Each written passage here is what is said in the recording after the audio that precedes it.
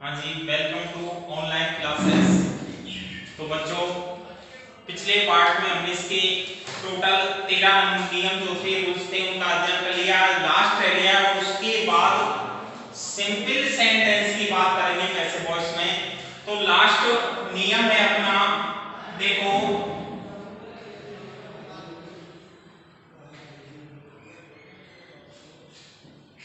AB से PB बनाते समय, एबी से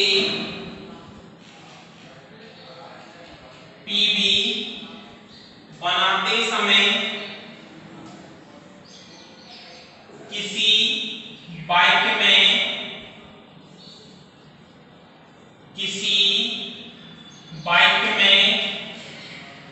इज एम आर बाज बर, एबी से पीबी बनाते समय किसी बाइक में is am are was were, is am are was were के साथ, इज एम आर बाजवर के साथ गोइंग टू, कौन सा था? गोइंग टू शब्द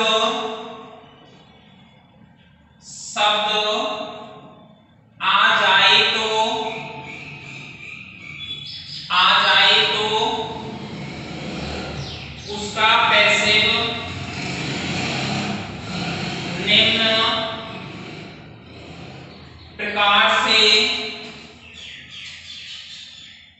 बनाया जाता है,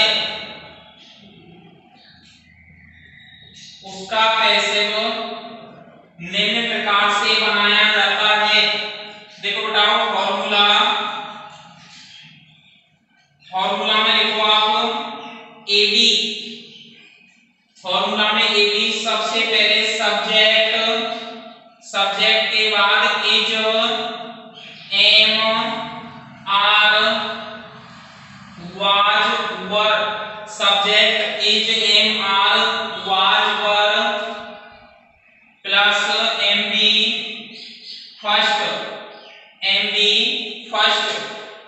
फर्स्ट नहीं आया फिर इसके साथ क्या आ जाए? गोइंग टू, कौन सा शब्द आ जाता हो? Going to plus MB first plus object plus etc. तो इसकी बताओ पीवी बनेगी, यानी पैसिव वॉइस बनेगी सब्जेक्ट को ऑब्जेक्ट में, इस मतलब नहीं कर्ता को कर्म में।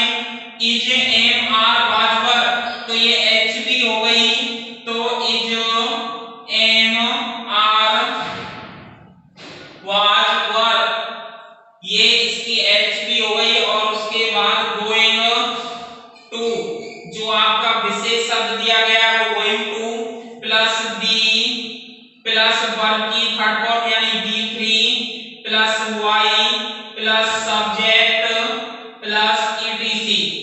यानी देखो दोबारा से, एबी से पीबी बनाते समय यदि किसी बाइक में इज एम आर बाजवर के साथ, इज एम आर बाजवर के साथ गोइंग टू शब्द आ जाए, इज एम आर बाजवर के साथ गोइंग टू शब्द आ जाए, तो उसकी पीबी, तो उसकी जो पीबी है बताओ वो निम्न प्रकार से बनाई जाती है।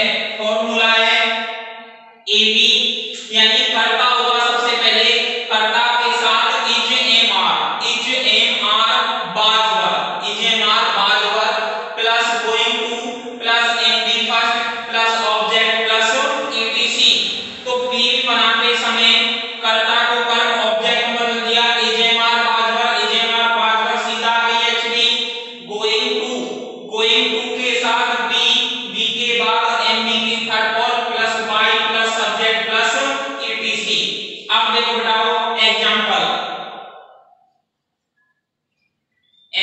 देखो,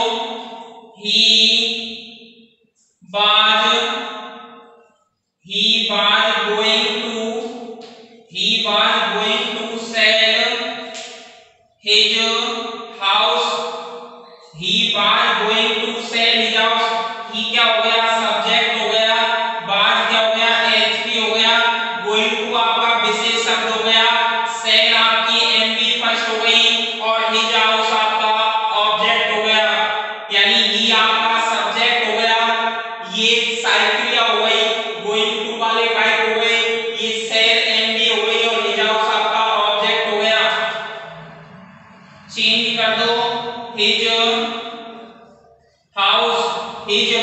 अब देखो डाउट टेंस कौन सा है, टेंस है आपका पास्ट कंटीन्यूअस, तो हिज हाउस सिंगुलर है तो क्या लग गया बाज के बाद गोइंग टू, बाज आ गया फिर गोइंग टू के बाद क्या लग जाएगी फॉर्मूला के अनुसार बी के बाद सेल की थर्ड फॉर्म हो गई सोल्ड, फॉर्मूला के अनुसार सोल्ड बाय और ही का क्या हो गया हिम, तो चेंज हो गया ही का, यानी हिज हाउस आपका सब्जेक्ट हो गया, बाज साइक्लिया हो गई, गोइंग टू आपका विशेष शब्द हो गया, डी आपका इसके साथ लग गया सेल की थर्ड फॉर्म सोल्ड और बाय हिम। आगे देखो ये आपका जो था गोइंग टू वाले बाइक थे, गोइंग टू वाले बाइक का ध्यान रखना इनके साथ बीइंग वगैरह का प्रयोग नहीं किया जाता, ये सीधे सीधे प्रयोग में लिए जाते हैं, इनके साथ कभी भी बीइंग शब्द नहीं लगता है, इनके साथ कभी भी बीइंग शब्द नहीं लगता है, ये ध्यान रखना आप, ठीक है बेटा। अब चर्चा करेंगे आगे सिंपल सेंटेंस की। देखो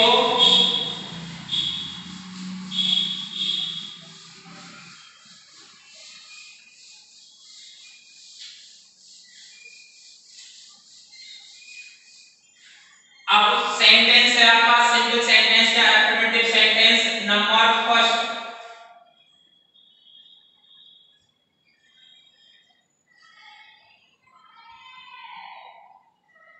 साधारण वाक्य।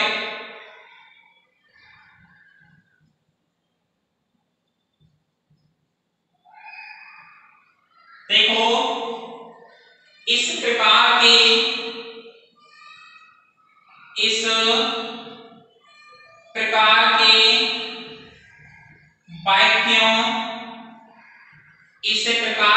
वाक्यों के अंतर्गत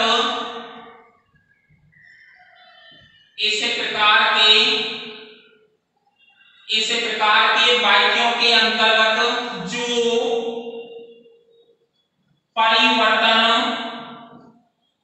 जो परिवर्तन होते हैं वे निम्न प्रकार से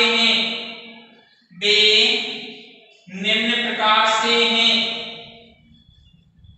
देखो बेटाओ इस सिंपल सेंटेंस जो होता है इस प्रकार के वाक्यों के अंतर्गत, इस प्रकार के सेंटेंस के अंतर्गत जो भी चेंजेस होते हैं यानी जो भी परिवर्तन होते हैं वो परिवर्तन इस प्रकार से हैं। देखो बेटाओ नंबर फर्स्ट आप इसमें फॉर्मूला डालो पहले, और फॉर्मूला में देखो आप एबी, और एबी में देखो आपका सब्जेक्ट आएगा, क्या आएगा सबसे पहले सब्जेक्ट के बाद एचबी के बाद एमबी फॉर्म के बाद ऑब्जेक्ट और ऑब्जेक्ट के बाद ईटीसी, ये हो गया, यानी सबसे पहले कर्ता आएगा, कर्ता के बाद साइक्लिया आएगी, साइक्लिया के बाद एमबी फॉर्म आएगी, एमबी फॉर्म के बाद आपका ऑब्जेक्ट आएगा, ऑब्जेक्ट के बाद ईटीसी आएगी। इसकी पीवी बनाते समय यानी पैसे बनाते समय तो आपने नियम पढ़ा था कर्ता को कर्म वाला, तो ऑब्जेक्ट आ जाएगा, ऑब्जेक्ट के बाद एचबी आएगी, एचबी के बाद एमबी थर्ड, कौन सी फॉर्म आ जाएगी थर्ड फॉर्म आ जाएगी बताओ, थर्ड फॉर्म के बाद आपका बाई शब्द आएगा, बाई के बाद सब्जेक्ट आ जाएगा, सब्जेक्ट के बाद ईटीसी। देखो कर्ता को कर्म चेंज कर दिया, साइक्लिया आपने ऑब्जेक्ट के अनुसार लग जाएगी। इसके बाद जो मुख्य क्रिया है तो पीवी बनाते समय मुख्य क्रिया की थर्ड फॉर्म लगेगी, बाई प्लस सब्जेक्ट आ जाएगा और उसके बाद एटसेट्रा ईटीसी। अब देखो इसके एग्जांपल में देखो बताओ दिस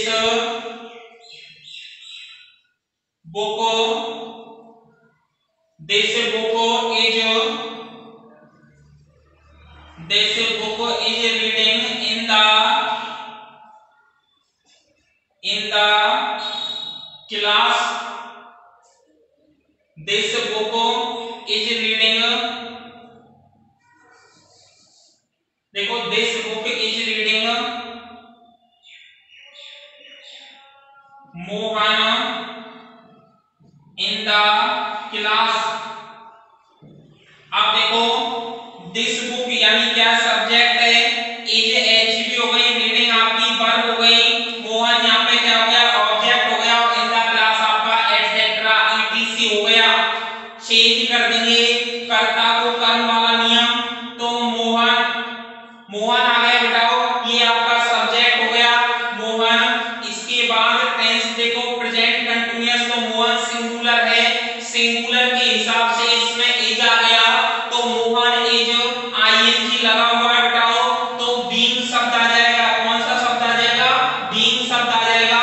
रीड की थर्ड फॉर्म रीड हो जाएगी, Mohan is being read why this book, why this book ये आपका ऑब्जेक्ट हो गया, और इन द क्लास आपका क्या हो गया एटसेट्रा, क्या हो गया एटसेट्रा हो गया। यहां तक क्लियर बेटाओ सबका। आगे चर्चा करते हैं उदाहरण number 2 बेटाओ।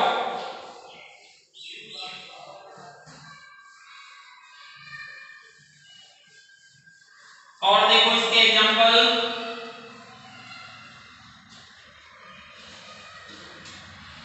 The teacher is teaching him maths, double object वाला सेंटेंस है बताओ।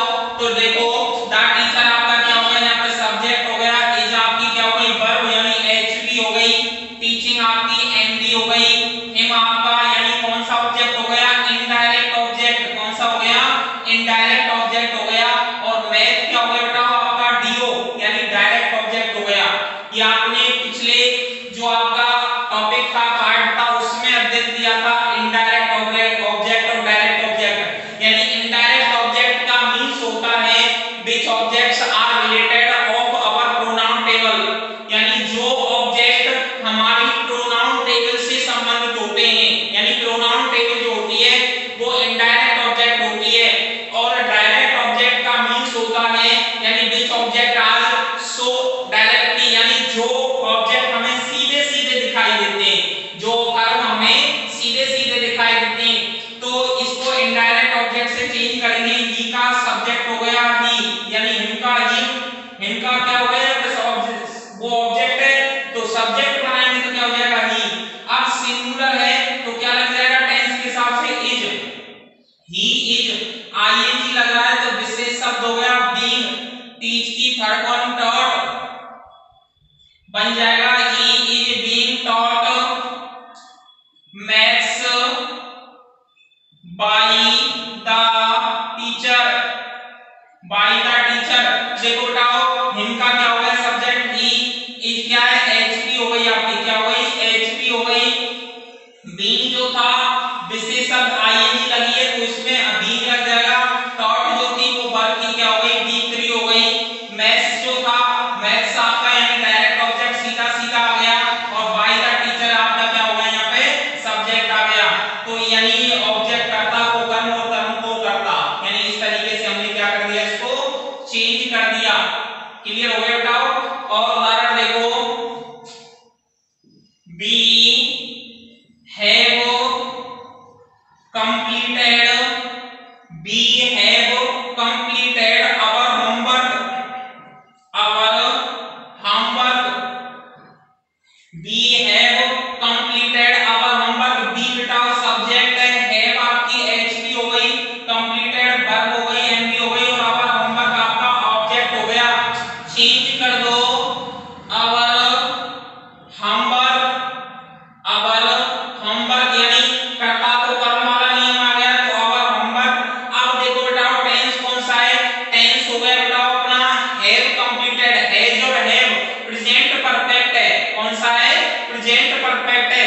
तो प्रेजेंट परफेक्ट को पीवी बनाते समय पैसिव बनाते समय कौन से टेंस में चेंज कर देते हैं, यानी प्रेजेंट परफेक्ट कंटीन्यूअस में। तो प्रेजेंट परफेक्ट कंटीन्यूअस तो our homework है आपका प्लूरल हो गया, प्लूरल के हिसाब से क्या गया है, बीन आपकी विशेष शब्द आ गया, completed the third form completed, our homework have been completed, our homework have been completed by विशेष शब्द अगर बी का जो ऑब्जेक्ट बना वो क्या हो गया अस, बाय अस, तो बन जाएगा our homework have been completed by अस।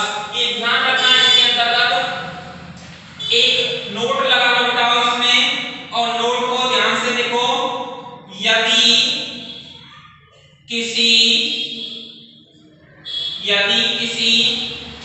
वाक्य में, यदि किसी वाक्य में प्लीज्ड, यदि किसी वाक्य में प्लीज्ड, सेटिस्फाइड, प्लीज सेटिस्फाइड के साथ तो क्या आता है विद तथा surprise, disappoint,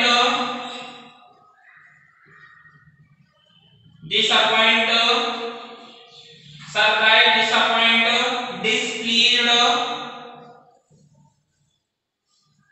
displeased, alarmed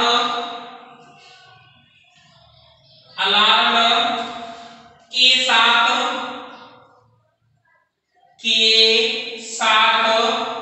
eight preposition, के साथ एट प्रीपोजिशन का प्रयोग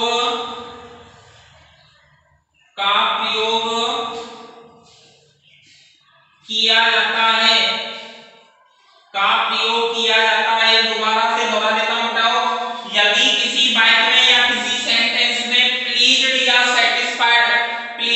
सेटिस्फाइड शब्द दिखाई दे जाए तो उनके साथ विद क्या आता है बताओ विद, और यदि किसी वाक्य में या किसी सेंटेंस में सरप्राइज, डिसअपॉइंट, डिस्प्लीज, अलार्म्ड, यानी सरप्राइज, डिसअपॉइंटेड, डिस्प्लीज या अलार्म्ड शब्द आ जाए तो उनके साथ एट प्रीपोजिशन का प्रयोग किया जाता है, यानी उनके साथ कौन सा प्रीपोजिशन लगता है, एट प्रीपोजिशन। ध्यान रखना आप इसके अंतर्गत।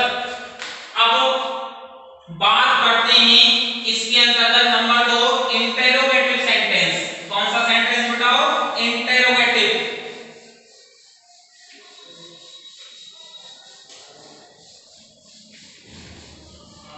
देखो हेडिंग लगा लो, नंबर 2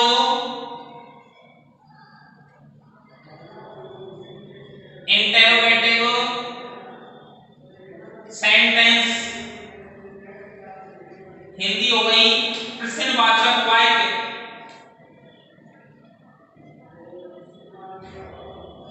प्रश्नवाचक वाक्य देखो बेटाओ, प्रश्नवाचक इस प्रकार के वाक्य जो होते हैं या तो वो एक दो प्रकार के होते हैं, एचडी से शुरू होने वाले या डब्ल्यूएच वर्ड से शुरू होने वाले, यानी साई क्रिया से शुरू होने वाले या WH what, whom, who's in शब्दों से शुरू होने वाले। तो लिख लो बेटा इसमें, इस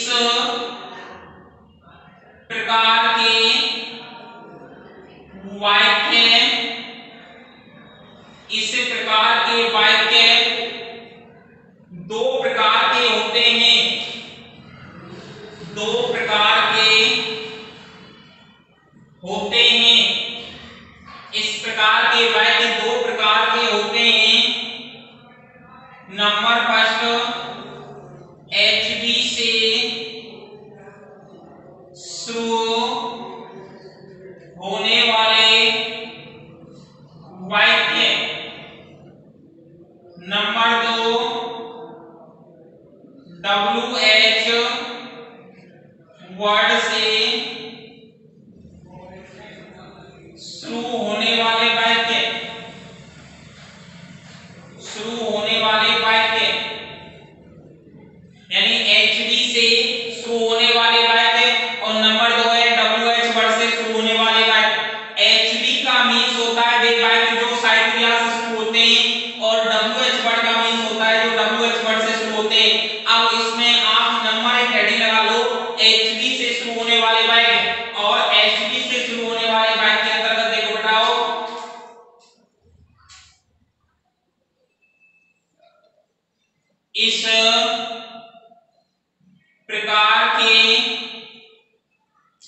इस प्रकार के वाक्य या इस प्रकार के सेंटेंस, इस प्रकार के वाक्यों की एबी से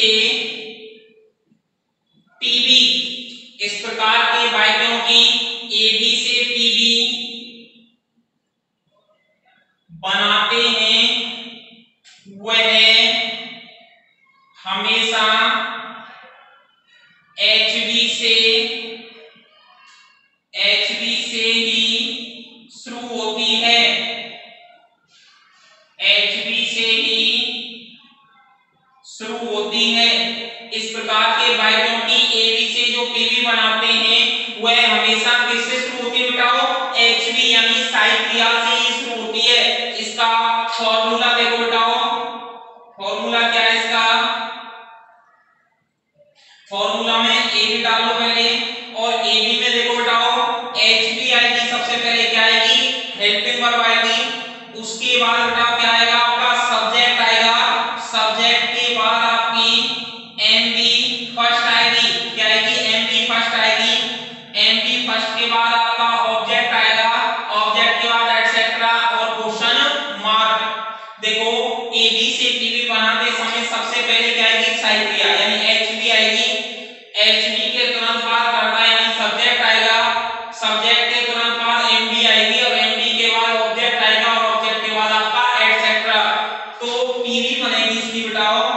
देखो एचबी है तो एचबी को जो का कर दो, इसके बाद यानी सब्जेक्ट है तो उसका ऑब्जेक्ट आ जाएगा, जहां पे ऑब्जेक्ट आ गया, ऑब्जेक्ट के बाद जो एमबी है, एमबी की कौन सी फॉर्म आ गई? थर्ड फॉर्म आ गई। थर्ड फॉर्म के बाद बाई, सब्जेक्ट से पहले बाई लगेगा, बाई सब्जेक्ट प्लस एटसेट्रा और क्वेश्चन मार्क। ये फॉर्मूला जो है, सूत्र जो है, ये काम में लेना है आपको। एग्जांपल देखो, number first, do you read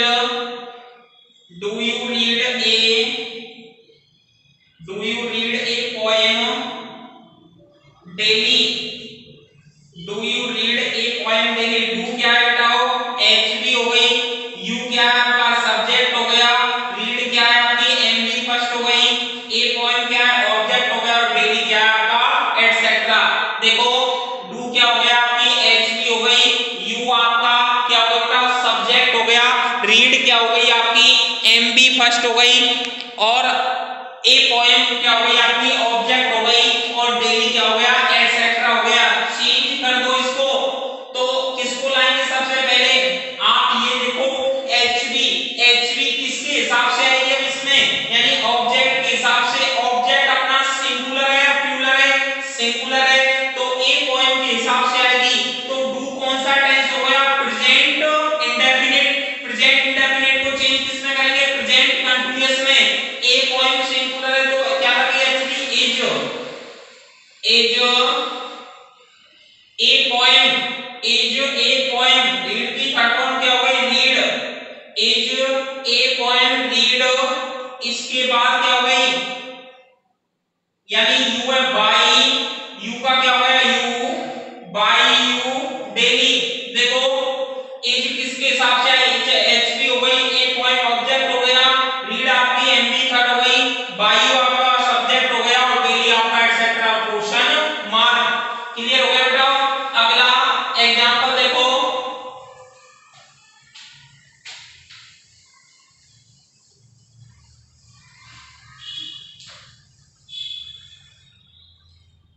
number 2, is she singing a song? Is she singing a song? Is she singing a song और क्वेश्चन मार्क। अब देखो बेटाओ, इज क्या है? फॉर्मूला के अनुसार एचबी है, सी क्या है आपका? सब्जेक्ट है, सिंगिंग क्या है आपकी? एमबी हो गई, और ए सॉन्ग क्या हो गया आपका? ऑब्जेक्ट हो गया। चेंज कर दो, यानी तो किसके हिसाब से? ए सॉन्ग के हिसाब से। टेंस कौन सा हो गया? Present continuous. कौन सा हो गया? Present continuous. तो प्रेजेंट कंटीन्यूअस नहीं बनेगा तो बाद ए सॉन्ग ऑब्जेक्ट हो गया, इज ए सॉन्ग आईएनजी कर रहा है तो being, is a song being sing, is a song being sung, sing song sung. Third form हो गई संग बाय, और सी का क्या हो गया हर। देखो बेटाओ एचबी के एचबी आ गई। अब आपका ये सब्जेक्ट था तो ऑब्जेक्ट में चेंज हो गया, तो ये ऑब्जेक्ट क्या हो गया, ए सॉन्ग आईएनजी लग रहा है तो बीइंग सिंग की थर्ड फॉर्म संग, और उसके बाद बाय हर, और लास्ट में क्वेश्चन मार्क। ये आपका जो था ये इंटरोगेटिव सेंटेंस के अंतर्गत यानी प्रश्नवाचक के अंतर्गत एचबी वाले वाक्य थे। कौन से वाक्य बताओ, एचबी वाले। अब आगे हम आपको अगले पार्ट में चर्चा करेंगे यानी डब्ल्यूएच वर्ड वाले। Thank you.